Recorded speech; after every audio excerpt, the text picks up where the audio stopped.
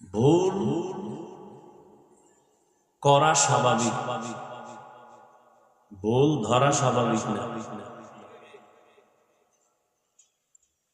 ভুল হওয়া, ভুল করা এটা ইখতিয়ারি, কিন্তু ভুল ধরার ইখতিয়ার সবার নেই, ভুল করার ইখতিয়ার আছে সবার।